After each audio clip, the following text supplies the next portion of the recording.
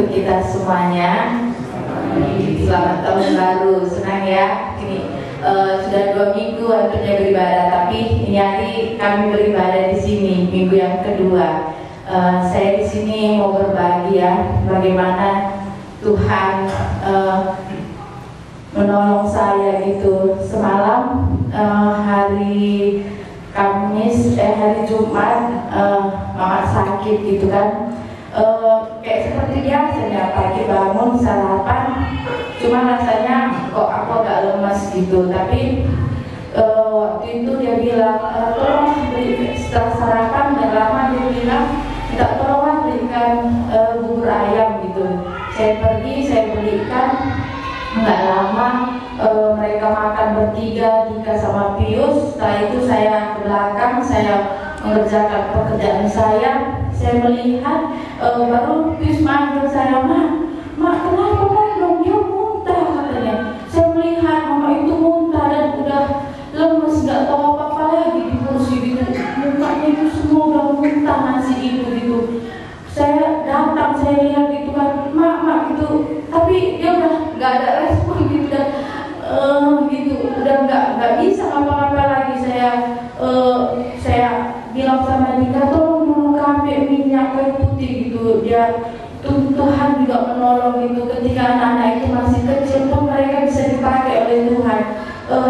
Pius sibuk mengambil minyak kayu putih, saya lihat Dika dia bikin teh manis sendiri gitu pakai dia bisa bikin teh manis itu hangat supaya Nonong bisa minum gitu kan. Saya bangun dia, saya taruh minyak kayu putih, baru saya bilang mak gitu kan.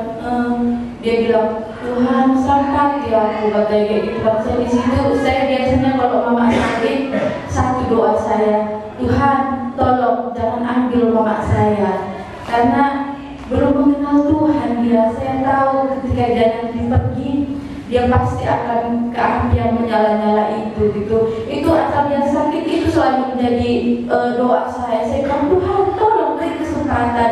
Tapi semalam bagaimana saya berdoa kepada Tuhan, saya bilang, Tuhan, mama saya sudah mengenal Engkau gitu. Ketika Tuhan pun hari ini memanggil dia, kuatkan saya gitu. Karena saya tahu dia sudah berpihak kepada Tuhan. Saya melihat bagaimana perubahan dia kepada Tuhan itu. Tapi satu yang saya mau, Tuhan beri saya kekuatan gitu. Gak mudah melepaskan orang tua, tapi buatlah supaya saya memandang kepada Tuhan. Tapi kalau memang Tuhan masih beri dia kesempatan, Tuhan tolong berikan mama saya ini. Karena saya tahu gitu, kalau nanti mama ini stroke kembali, saya tahu pasti dia akan jatuh lagi, pasti dia akan terluka, pasti dia akan melihat bagaimana hatinya itu pasti akan berubah gitu. Saya tahu karena saya melihat gitu kan,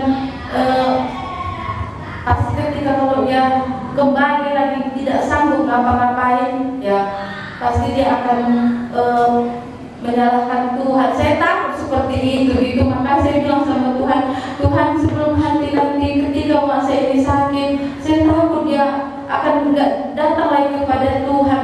Tuhan kalau sekarang pun kau ambil, saya bilang kayak gitu, enggak apa-apa Tuhan, asal dia udah bersama dengan Tuhan, jangan biarkan lagi dia menjauh dari Tuhan. Itu menjadi doa saya gitu kan. Tapi saya melihat gitu, kata Tuhan sama saya, jangan takut, serahkanlah segala perkaramu kepada aku akan memberi yang terbaik kepada yang diingatkan Tuhan gitu.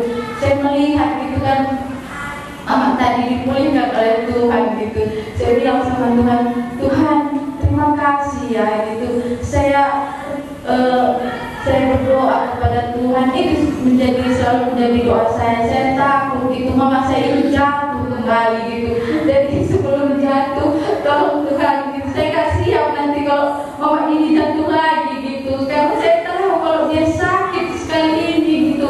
Itu pikiran saya, tapi pikiran Tuhan kan gak terserah gitu kan.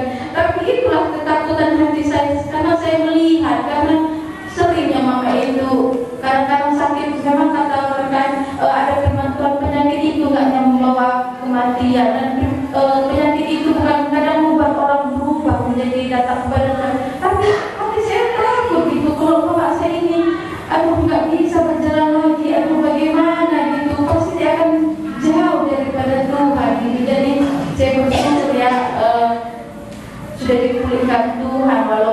masih makan belum selera kali, tapi puji Tuhan gitu kan.